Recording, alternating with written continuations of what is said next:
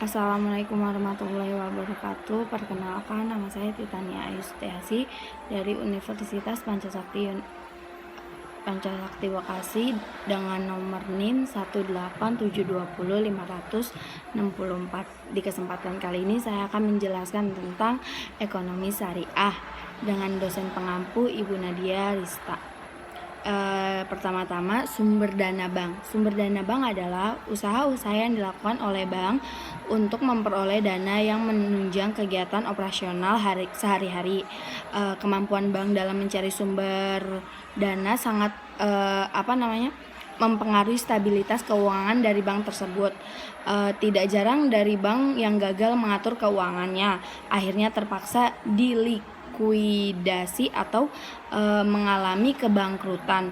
Untuk itu, pihak bank harus dahulu menghimpun dana yang cukup besar agar bisa menarik nasabah, memberikan pinjaman dan jumlah produk jasa lainnya.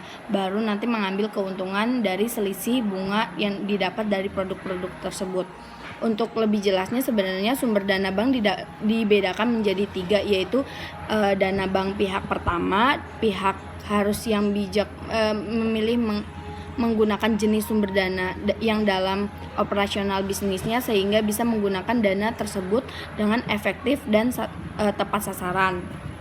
Kemudian, pengertian mengenai dunia perbankan sebagai lembaga keuangan ataupun mengambil pinjaman uang.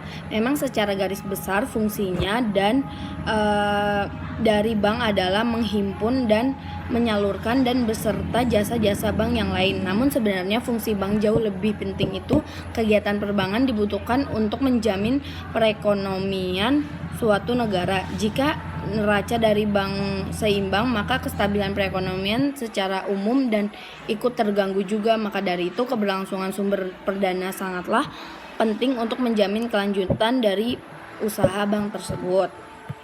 Kemudian, sumber dana bank dapat diperoleh bank yang berasal dari dana bank itu sendiri. Dana bersumber dari masyarakat luas dan dana bersumber dari lembaga lainnya. Dengan banyaknya sumber dana yang bisa diperoleh, bank harus menyatukan untuk dana tersebut digunakan seberapa dana yang dibutuhkan sehingga tidak salah menentukan pilihan sumber dana menentukan besar kecilnya biaya yang ditanggungnya. Kemudian perputaran uang di bank ini, prosesnya perputaran dalam industri perbankan dibayangkan secara sederhana. Pertama, dapat datang untuk menyimpan untuk uang di bank. Setelah itu orang tersebut akan diolah untuk ke pihak bank lain. Bunga dari pinjaman bank lain dapat memberikan bunga simpanan kepada nasabah serta tersebut dapat memperoleh keuntungan. Kemudian pengertian mengenai bank secara dunia. Perbankan sebagai lembaga keuangan, setiap tempat menabung, berinvestasi ataupun mengambil pinjaman uang. Memang secara garis besar fungsi dan dari bank adalah untuk menghimpun dana-dana yang menyalurkan beserta bank-bank tersebut, ya kan?